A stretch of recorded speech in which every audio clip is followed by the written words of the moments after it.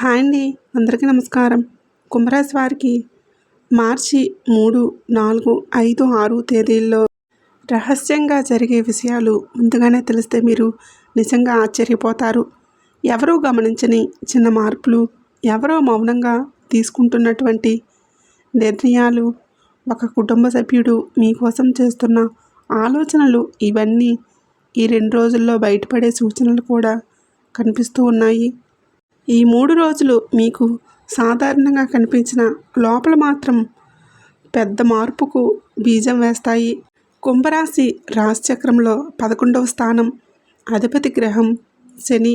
ధనిష్ట నక్షత్రం 3, 4 పాదాలు, శతభిష నక్షత్రం 1, 2, 3, 4 పాదాలు, పూర్వభద్ర నక్షత్రం 1, 2, 3 పాదాలు. ఈ పాదాల్లో జన్మించినటువంటి వారు కుంభరాశి వారి పరిధిలోకి వస్తారు. కుంభరాశి వారు మొట్టమొదటిసారిగా మన ఛానల్ని చూస్తున్నట్లయితే దయచేసి ఇప్పుడే సబ్స్క్రైబ్ చేసుకొని మాకు సపోర్ట్ అయితే చేయండి. వీడియో నచ్చినట్లయితే లైక్ చేయడం మాత్రం మర్చిపోకండి. మీరిచ్చే ఒక చిన్న లైక్ మాకు ఎంతో మోటివేషనల్గా ఉంటుంది. ఇప్పుడు కుంభరాశి వారి మనస్తత్వం గురించి తెలుసుకుందాం. కుంభరాశి వారు బయటికి చూడడానికి చాలా కూల్గా కనిపిస్తారు, కానీ లోపల చాలా ఆలోచనలు చేస్తూ ఉంటారు. రహస్యాలను గుండెల్లో దాచుకునే స్వభావం, కుటుంబం కోసం అంకిత భావంగా ఉంటారు.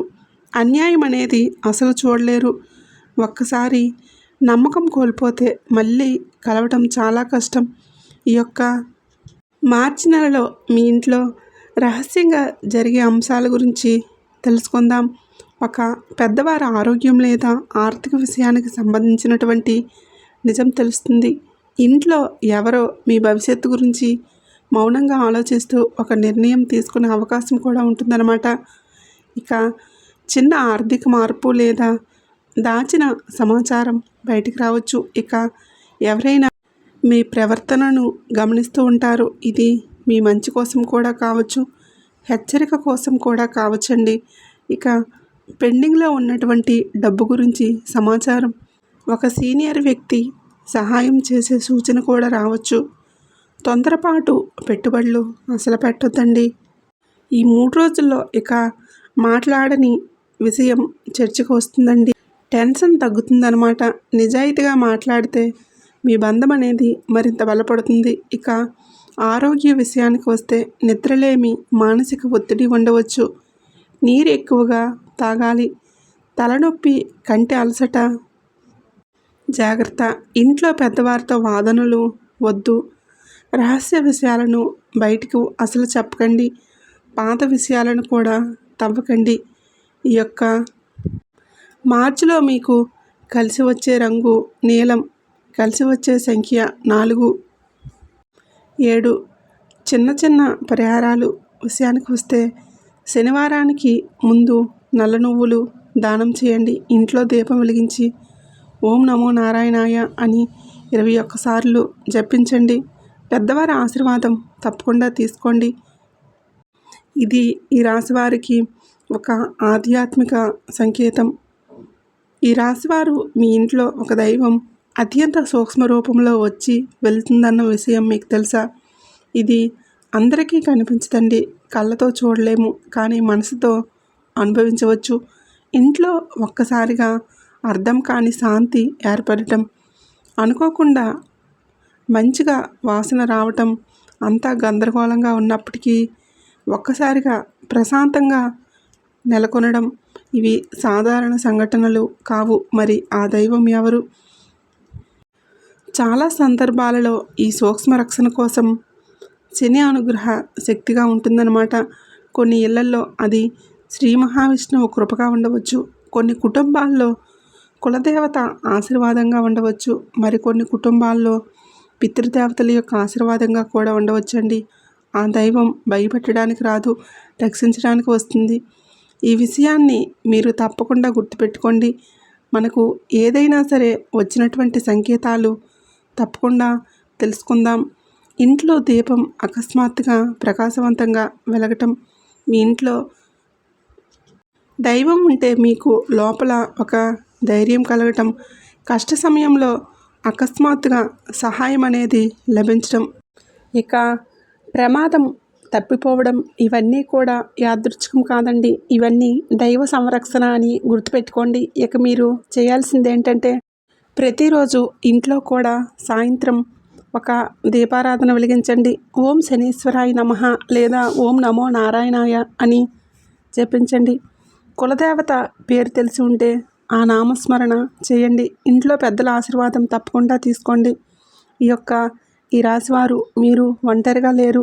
మీ ఇంటి గడప దాటే ముందు దైవానుగ్రహం మీకు రక్షణ కవచంలా ఉంటుంది. ఆ దైవం ఎవరో తెలుసుకోవాలంటే బయట వెతకాల్సినటువంటి అవసరం లేదు. మీ ఇంటి పూజ గదిలో వెలిగే ఆ చిన్న దీపమే మీకు సమాధానం. భక్తి ఉన్న చోట దైవం ఉంటుంది. నమ్మకం ఉన్న చోట అద్భుతం ఉంటుంది. మీరు పడుతున్న ప్రతి కష్టం, మీరు అనుభవిస్తున్న ప్రతి అవమానం, మీరు కార్చిన ప్రతి కన్నీటి బొట్టు ఇవన్నీ కూడా వ్యర్థం కాదు. కానీ ఒకరోజు అది చాలా త్వరలోనే మీకు ఒక చిన్న నిజమనేది తప్పకుండా అర్థమవుతుంది. ఆ నిజం ఏంటంటే మీ సమస్యలతో చాలా భాగం పరిస్థితుల వలన మీ సమస్యలు కాదు, మీ మౌనం వలన, మీ అతి సహనం వలన, పర్వాలేదు అనే ఒక మాట వలన అన్నమాట. ఎన్నాళ్ళు మీరు అందరినీ కాపాడుతూ వచ్చారు కానీ మీ మనసును మీరు కాపాడుకోలేదు. మీరు చాలా బాధపడ్డారు కానీ చెప్పుకోలేదన్నమాట. మీరు అవమానాన్ని భరించారు కానీ స్పందించలేదు. అక్కడే సమస్య మొదలైంది. ఒకరోజు వెనక్కి తిరిగి చూసుకుంటే మీరు ఇలా అనుకుంటారు, ఇంత చిన్న విషయాన్ని అప్పుడు అర్థం చేసుకుని ఉంటే నా జీవితాన్ని నేను సమస్యల సుడిగుండంలోకి నెట్టుకునేవాడిని కాదే అని మీరు పశ్చాత్తాపడతారు. కానీ ఆ పశ్చాత్తాపం మీ ఎదుగుదలకు పునాది అవుతుందన్నమాట. ఎందుకంటే ఆ రోజు నుంచి మీరు మారిపోతారు కాబట్టి విలువను మీరు గుర్తిస్తారు. కాబట్టి మీ హద్దులను మీరు నిర్ణయిస్తారు. కాబట్టి మీ గౌరవాన్ని కూడా మీరు కాపాడుకుంటారు. గుర్తుంచుకోండి, కష్టం దేవుడు శిక్షగా ఇవ్వడు. జాగృతిగా ఉండమని అనుభవించినటువంటి అవమానాలు మీరు బలహీనులను చేయడానికి కాదు, మీరు ఎక్కడి నుండి మారాలి అని చెప్పడానికే వచ్చాయి. ఎప్పటికైనా మీకు అర్థమైంది కదండి. కన్నీటి బొట్టు ఒక పాఠం, ప్రతి నిరాశ ఒక మలుపుని, ప్రతి అవమానం ఒక హెచ్చరిక. ఇక మీదట మీరు సమస్యల సుడిగుండంలో కాదు, స్పష్టమైన దారిలో నడుస్తారు. మీ జీవితం ఇతరుల చేతుల్లో లేదు, మీ నిర్ణయాల్లో ఉంటుంది. గ్రహించే ఈ కొత్త ఆరంభం, ఈ మార్పే నిజమైనటువంటి విజయం. జీవితంలో కొన్ని క్షణాలు ఉంటాయి కదండి, మనసు విరిగిపోతుంది, ఆశలు కూలిపోతాయి, ఎవరూ అర్థం చేసుకోవడం లేదని మీకు అనిపిస్తూ ఉంటుంది. అప్పుడు మనలో ఒక ప్రశ్న పుడుతుంది, దేవుడు నిజంగా ఉన్నాడా? ఉంటే మా కష్టాలు ఎందుకు చూడటం లేదు? మా మీదనే ఎందుకింత పగబట్టాడు అని ఈ మాటలు మీరు ఎప్పుడో ఒకసారి మీలో మీరే అడిగారు. కొన్ని క్షణాలు ఆ భగవంతుడి మీద కోపం కూడా వచ్చింది.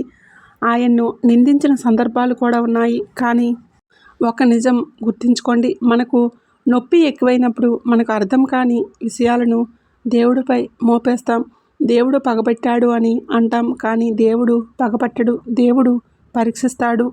గురువు పరీక్ష పెట్టినప్పుడు ఆ విద్యార్థిని ద్వేషించి పెట్టడు, అతడు ఉన్న స్థాయిని మరింత పెంచడానికి పెడతాడు. అలాగే భగవంతుడు కూడా మీరు భరించలేనంత కష్టం ఆయన ఇవ్వడు, మీరు ఎదగాల్సిన స్థాయికి తీసుకువెళ్ళడానికి మాత్రమే పరిస్థితులు ఇస్తాడు. ఒక్కసారిగా ఆలోచించండి, మీరు అనుకున్నట్లు అన్నీ జరిగిపోయి ఉంటే ఈరోజు మీరు ఎంత బలంగా ఉండేవారా? మీరు ఎదుర్కొన్న అవమానాలు మీ మాటలను బలపరిచాయి. మీరు అవమానించినటువంటి నిరాశలు మీ మనసును గట్టిగా తీర్చిదిద్దాయి. మీరు కార్చిన కన్నీళ్లు మీ ఆత్మను శుద్ధి చేశాయి. కష్టం వచ్చినప్పుడు దేవుడు దూరంగా వెళ్ళిపోడు, అతడు మౌనంగా మీ పక్కనే నిలబడతాడు. ఎందుకంటే కొన్ని యుద్ధాలు మీరు ఒంటరిగా పోరాడాలి. అప్పుడు మాత్రమే మీలోని శక్తి బయటపడుతుంది. ఎందుకంటే వెనక్కి చూసినప్పుడు అర్థమవుతుంది, అతడు మనల్ని వదలలేదు, మమ్మల్ని తయారు చేశాడు అని. ఈ రాశివారు, దేవుడు మీకు శత్రువు కాదు. శిల్పి రాయి ముక్కపై చెక్కుతున్నప్పుడు ఆ రాయికి నొప్పి ఉంటుంది, కానీ చివరికి అది విగ్రహంగా మారుతుంది. మీ జీవితం కూడా అలాంటిదే. ఈరోజు మీరు ప్రశ్నిస్తున్నారు, రేపు మీరు కృతజ్ఞతతో తల వంచుతారు. ఆ నమ్మకాన్ని వదలకండి. కష్టం తాత్కాలికం, దైవానుగ్రహం శాశ్వతం. ధైర్యంగా నిలబడండి. మీ మీద పగబట్టింది కాలం కాదు, మీకోసం పనిచేస్తున్నది కాలమే. ఈ రాశివారు ఎప్పుడూ కూడా మీ చిన్నతనం సాధారణ చిన్నతనం కాదండి. ఇతర పిల్లలు బయట మైదానాల్లో ఆడుకుంటూ నవ్వులు పూయిస్తుంటే మీరు మాత్రం ఇంటి మూలల్లో పెద్దల మాటలు వింటూ నిశ్శబ్దంగా కూర్చునేవారు. నిజమా కాదా ఒకసారి గుర్తు చేసుకోండి. వాళ్ళు బొమ్మలు పట్టుకొని కలలు కంటూ ఉండగా మీ చేతిలో మాత్రం బాధ్యతలు వచ్చాయి. వాళ్ళు పాఠశాలల నుండి వచ్చి ఆటపాటల్లో మునిగి తేలుతుంటే మీరు మాత్రం ఇంటి పరిస్థితులు ఎలా మారుతాయో ఆలోచించి చిన్న వయసులోనే పెద్దవారిలా ఆలోచించారు. చిన్న వయసులోనే మీరు తెలుసుకున్న వాస్తవాలు చాలా కఠినమైనవి. డబ్బు విలువ ఏంటో, అవమానం ఎంత నొప్పి ఇస్తుందో, కుటుంబంలో మాటల వెనుక దాగి ఉన్న బాధ ఎంత లోతుగా ఉంటుందో ఇవన్నీ మీకు చాలా త్వరగా తెలిసిపోయాయి. నవ్విన లోపల బాధ ఉండేది. మీరు మౌనంగా ఉన్న మీ మెదడు మాత్రం నిరంతరం ఆలోచించేది. ఇంకా ఎలా సహాయం చేయాలి, ఇంట్లో పరిస్థితి ఎలా మెరుగుపడాలి, నేను ఇంకాస్త పెద్దవాడిని అయితే బాగుండేది. ఈ ఆలోచనలు మీ చిన్న హృదయంలోనే పుట్టాయి కదా. చిన్నతనం మీకు ఆటల కాలం కాదు, అది శిక్షణ కాలం అయింది. ప్రతి కష్టం ఒక పాఠంగా మారింది. ప్రతి అవమానం ఒక బలమైంది. ప్రతి నిరాకరణ మీకు ఓర్పు నేర్పింది. ఇతర పిల్లలు వయసుతో పెద్దవాళ్ళు అయ్యారు, కానీ మీరు అనుభవాలతో పెద్దవారయ్యారు. మీరు త్వరగా అర్థం చేసుకున్నారు, జీవితం ఎప్పుడు అన్యాయం అనేది ఉండదు. అందరూ మనసుకు తోడుగా ఉండరు. కష్టాన్ని పంచుకునేవారు చాలా అరుదు. అందుకే మీరు ఒక గుణం పెంచుకున్నారు. మీ మౌనం ఒక రక్షణ కవచం. మీ బాధలను చెప్పకుండానే భరించడం నేర్చుకున్నారు. మీరు ఏడవకుండా నిలబడటం కూడా నేర్చుకున్నారండి. మీరు ఎవరిని సులభంగా నమ్మరు, కానీ ఎందుకంటే మీరు వాస్తవాలను ముందే చూశారు కాబట్టి మీరు చిన్న వయసులోనే జీవితాన్ని చూశారు. ఎప్పుడు ఏ కష్టం వచ్చినా మీరు పూర్తిగా కూలిపోరన్నమాట. ఎందుకంటే మీరు ఇంతకంటే కఠినమైన దశలను ఇప్పటికే దాటారు. కాబట్టి ఈ రాశివారు జ్యోతిష శాస్త్రంలో ప్రతి రాశి ఒక తత్వానికి చెందినటువంటి, అంటే అగ్ని, భూమి, వాయు ఒక్కొక్క తత్వాన్ని కలిగి ఉంటారన్నమాట. ఈ రాశివారు తుఫానుగా మారితే బలంగా కూడా ఉంటుంది. వాయువు ఎక్కడైతే ప్రవహిస్తుందో తన స్వరూపాన్ని కోల్పోదు. అలాగే రాశివారు కూడా బయటకు ప్రశాంతంగా కనిపిస్తారు, కానీ లోపల మాత్రం చాలా ఆలోచనలు చేస్తూ ఉంటారు. ఎవరితోనైనా కలిసిపోగలరు, కానీ పరిస్థితులకు తగ్గట్లుగా కూడా మారగలరు. కాబట్టి ఈ రాశి వారికి ఆలోచన శక్తి అనేది చాలా ఎక్కువగా ఉంటుంది. వెంటనే స్పందించరు, ముందుగా పరిశీలిస్తారు.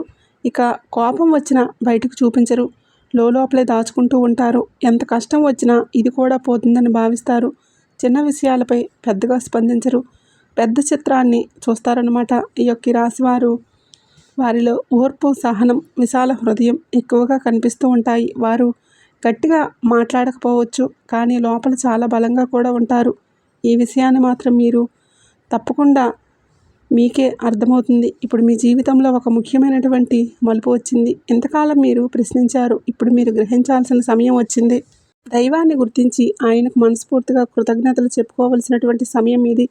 ఎందుకంటే ఒక గొప్ప నిజం ఉంది. దైవం ఎప్పుడు తన నిజరూపంలో మన ముందుకు రాదు. ఎందుకంటే అది ప్రకృతి నియమాలకు విరుద్ధం. కాబట్టి ఈ సృష్టిలో ప్రతి విషయం ఒక క్రమంలో జరుగుతుంది.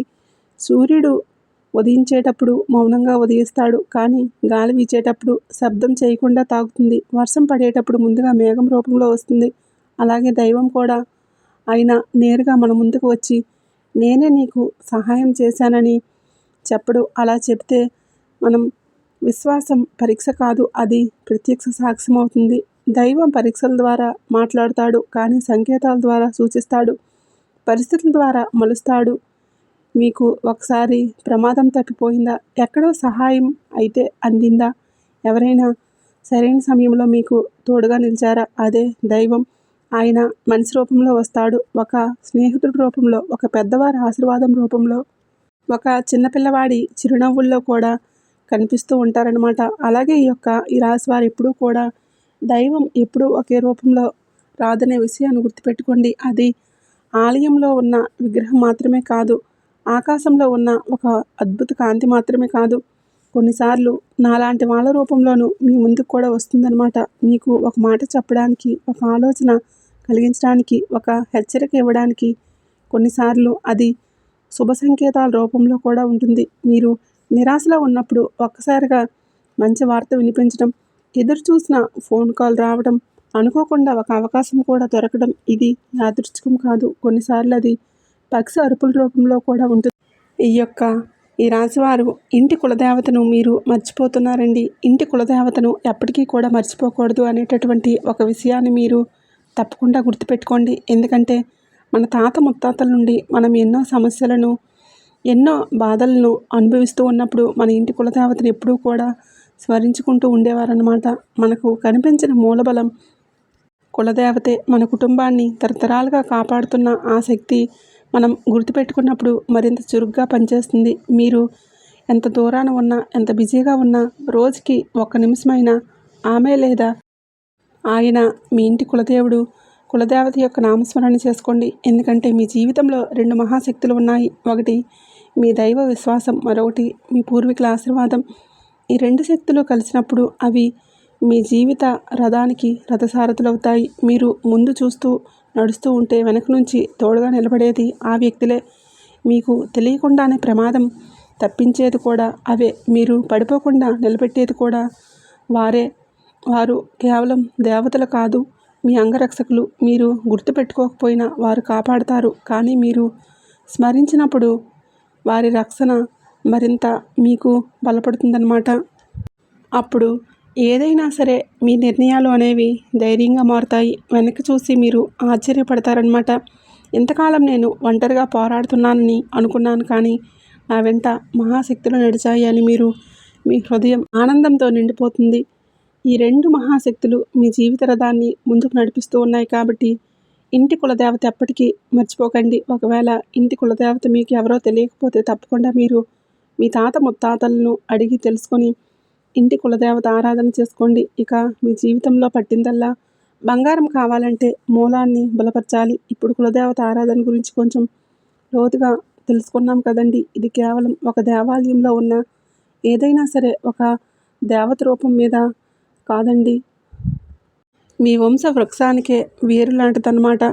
మన ఇంటి కులదేవత అనేవారు ఒక చెట్టు ఎంత ఎత్తుగా పెరిగినా దాని బలము అనేది నేలలో ఉన్న వేరుల మీద ఆధారపడి ఉంటుంది. కాబట్టి వేరు బలంగా ఉంటే చెట్టు ఏపుగా పచ్చగా బలవంతంగా పెరుగుతుంది. వేరు బలహీనమైతే పైభాగం ఎండిపోతుంది. అలానే మన కులదేవత అనుగ్రహం వంశానికి వేరుల బలంగా ఉంటుందండి. ఆ అనుగ్రహం ఉన్న కుటుంబంలో వృద్ధి అనేది ఉంటుంది, సంతాన సౌఫల్యం ఉంటుంది, ఆర్థిక స్థిరత్వం ఉంటుంది, ఆరోగ్య క్షేమం కూడా ఉంటుంది. మన పూర్వీకులు ఎందుకు కులదేవతను విడిచిపెట్టలేదో తెలుసా? వారికి ఒక పరమసత్యం తెలుసు. మూలాన్ని మర్చిపోతే వృక్షం నిలవదని. ఇప్పటి కాలంలో మనం చదువు, ఉద్యోగం, నగర జీవితం కోసం పుట్టిన ఊరు, పుట్టిన ఆలయం, కులదేవతను మర్చిపోతున్నాం. కులదేవత ఆరాధన అనేది తగ్గిపోతుంది. కులదేవత అనేవారు మన కుటుంబ రక్షణ శక్తి. తరతరాలుగా మన ఇంటిని కాపాడుతూ వచ్చినటువంటి దైవ కవచం. కాబట్టి ఇంటి కులదేవతని ఎప్పటికీ కూడా మర్చిపోవద్దండి. కనీసం సంవత్సరానికి ఒకసారైనా కులదేవత ఆలయాన్ని దర్శించుకోండి. మీ కులదేవత పేరు తెలిసి ఉంటే నామస్మరణ చేసుకోండి. ఇంట్లో ఒక ఫోటో లేదా చిహ్నం ఉంచండి. పండగ రోజు ఒక దీపం వెలిగించండి. పిల్లలకు కూడా ఆ దేవత గురించి చెప్పండి. ఇప్పటి నుంచి మీ ఇంట్లో ఎప్పుడూ కూడా కులదేవత నామస్మరణ తప్పకుండా చేసుకోవడం మాత్రం మర్చిపోకండి. ఇంట్లో శాంతి పెరుగుతుంది, అలాగే ఆర్థిక స్థిరత్వం కూడా ఉంటుంది. మీకు అనవసర అడ్డంకులన్నీ తగ్గుతాయి, వంశవృద్ధి జరుగుతుంది, వంశానికి గౌరవం కూడా పెరుగుతుందండి. ఇక వంశానికి వేరు మీ కులదేవతే కాబట్టి వేరు బలంగా ఉంచండి. మిగతా భాగం స్వయంగా పచ్చగా అదంతా దానికదే పెరుగుతుందన్నమాట. ఇక ఈ యొక్క రాశి వారికి ఈ వీడియోలో నేను చెప్పిన ప్రతి విషయం మీ హృదయాన్ని తాకిందని అనుకుంటున్నాను. మీ జీవితంలో అసలైన అద్భుతం మొదలయ్యే సంకేతాలు. కాబట్టి మన ఇంటి కులదేవతను మర్చిపోకూడదని తప్పకుండా గుర్తు చేసుకుంటూ ఉండండి. అయితే ఆలస్యం చేయకుండా ఈ వీడియోకి ఒక చిన్న లైక్ అయితే ఇవ్వండి. ఇంకా మీ రాశికి సంబంధించినటువంటి శుభ సందేశాలను మరింత స్పష్టంగా తీసుకువస్తాను. జాగ్రత్తగా గమనించండి. మీ జీవితంలో ఒక మార్పు ఎలా మొదలవుతుందో మీరే స్వయంగా చూస్తారు. ఈ రాశివారు మీరు ప్రత్యేకమైనటువంటి వారు. మీ సమయం ప్రారంభం అవుతుంది. ఇప్పటి నుంచి మీ జీవితం చాలా అంటే చాలా ఆనందంగా ఉంటుంది. మీకు ఈ రోజుల్లో సాధారణ రోజులు కావని చెప్పుకున్నాం కదండి. మీ జీవితంలో అసలైన అద్భుతం మొదలయ్యే సంకేతాలు ఇవి. మీ ఓర్పు, మీ సహనం, మీ నమ్మకం ఇవన్నీ ఇప్పుడు మీకు ఫలితాన్ని ఇవ్వబోతున్నాయి. సంతోషంగా, ఆనందంగా మీ జీవితాన్ని తప్పకుండా గడుపుతారు. ఆ భగవంతుడు మీకు తోడుగా ఎల్లవేళలా మిమ్మల్ని రక్షిస్తూ ఉంటాడు.